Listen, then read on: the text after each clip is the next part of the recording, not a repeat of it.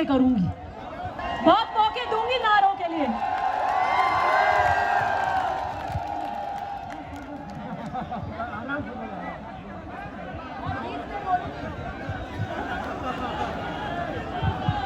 Colonel साहब मुझे कह रहे हैं 5-7 मिनट बोलना, छोटा भाषण देना मेरे को आता नहीं है। लाख बर्फ गिरे, लाख तूफान आए, वो फूल खिल के रहेंगे जो खिलने वाले हैं। कितनी साफ गोई से, अब मुझे पता नहीं मेरे चाचा लगते हैं कि ताऊ लगते हैं कर्नल साहब, ताऊ लगते हैं। पूरा भाषण राजनीतिक चक्के छौके लगा के लास्ट में कह देते हैं भाषण नहीं, और हर बात देख रहे थे टेढ़ी नजर से मुझ पे। सत्ता से शुरू करूंगी, और आज जिस क्रांति का प्रतीक बनकर आप युवा जोश सूरज की किरण के बराबर चमक रहे हैं,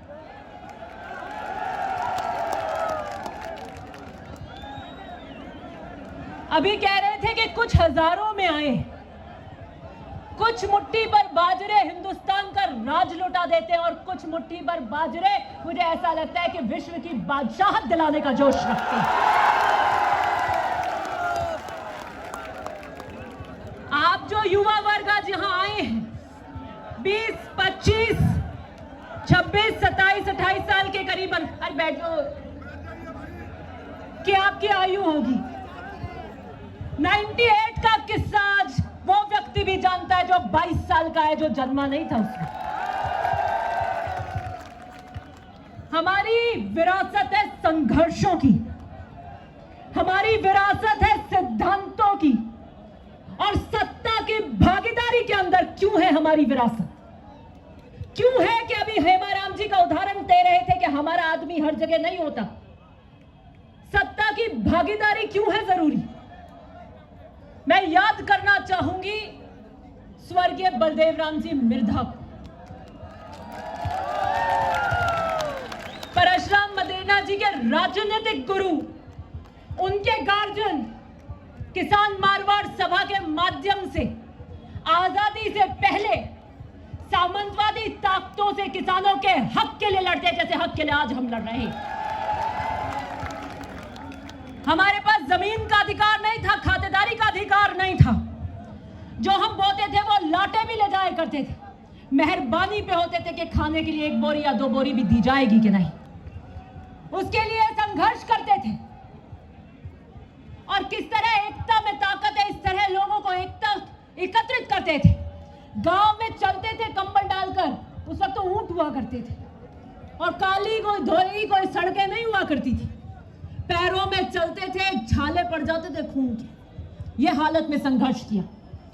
52 में हिंदुस्तान पाकिस्तान का डिवाइडेशन होकर जब आजादी स्थापित हुई, लोकतंत्र स्थापित हुआ, 52 का पहला चुनाव हुआ, तो वो किसान मारवाड़ सभा जो किसानों के हकों की लड़ाई जमीन पर लड़ता था, उसे कांग्रेस में विलय किया गया, क्योंकि कांग्रेस उस वक्त कांग्रेस वो पार्टी थी जो किसानों के हक के लिए खड़ी हुई थी। राजनीतिक नहीं दे रही हूं, इतिहास बता रही। और वहां से हमारी सत्ता की भागीदारी, और सत्ता की भागीदारी में शीर्षतम पद के लिए संघर्ष शुरू हुआ।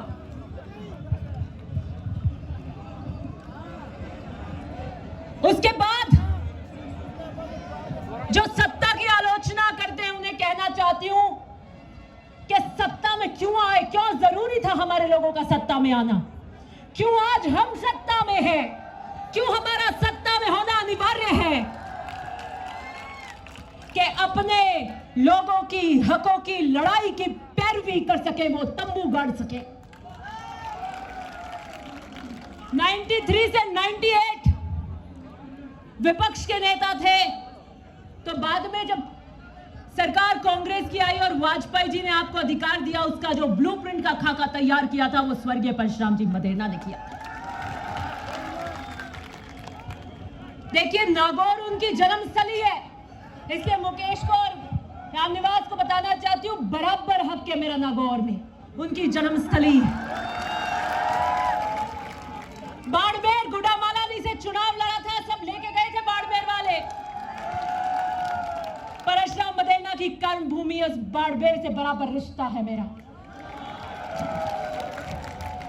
जोधपुर उनके अस्तित्व की पहचान है, वो मेरी धरती है।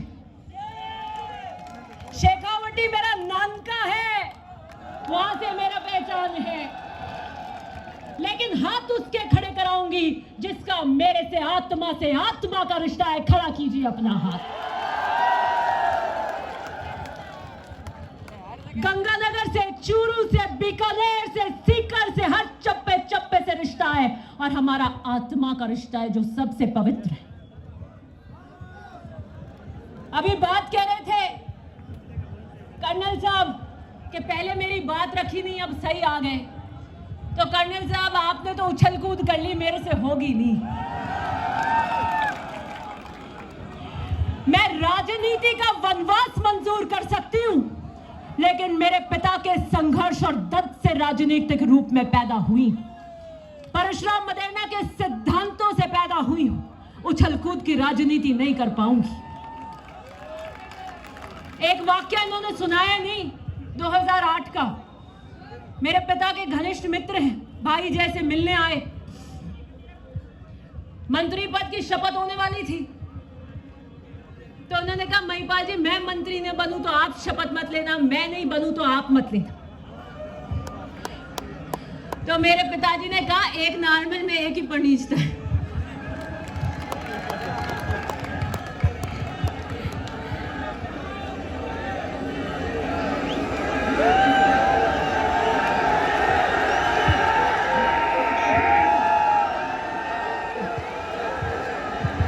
ये मजाक की बात है। वो ये नहीं बता रहे, वो ये बता रहे हैं कि मैंने परशुराम जी के मुख्यमंत्री के लिए भी बात करी थी।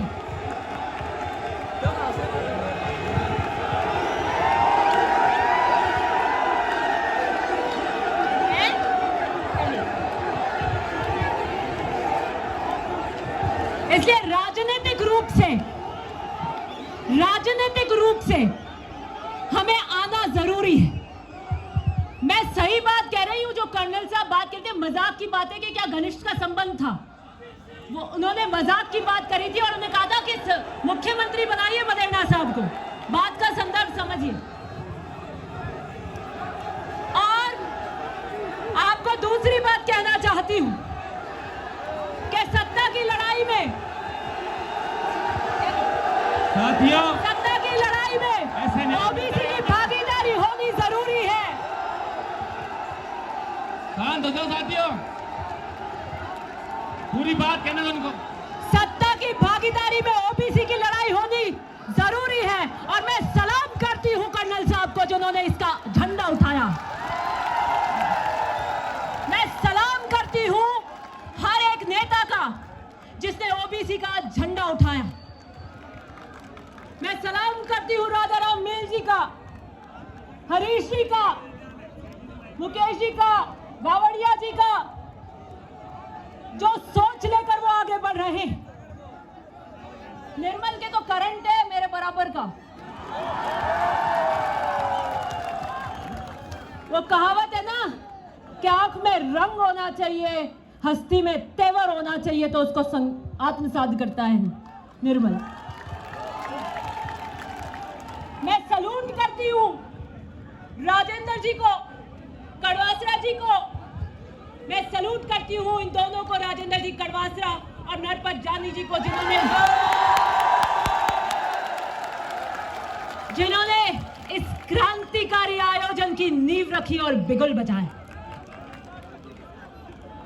हम तो आए हैं कि सत्ता के अंदर आपकी बात रख सके, लेकिन अगर श्रेय जाता है तो आपको जाता है जिसने जमीन पे इसके लिए संघर्ष किया। लड़ाई तो हमें करनी थी जनसंख्या के हिसाब से, आरक्षण के लिए जनसंख्या के हिसाब से, और हम मैदान में आ गए हैं ओबीसी आरक्षण को बचाने के लिए स्टेज सजाकर। जो 3 बातें मुझसे पहले कर्नल साहब ने कही थी, क्योंकि उनका आदेश है कि थोड़ा छोटे में बोलना।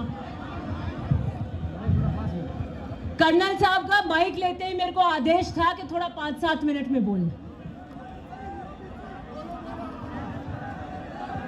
बात तो उनकी रखनी पड़ेगी। जो रोस्टर का सिस्टम है उसमें जो विसंगतियां हैं वो सुधरनी चाहिए। अप्रैल 2018 का जो प्रपत्र है वो कैंसिल होना चाहिए। जो वेकेंट लिस्ट निकालकर ओबीसी के पदों को पुनः जो नुकसान हमारा 2018 से होना चाहिए उसकी भरपाई होनी चाहिए।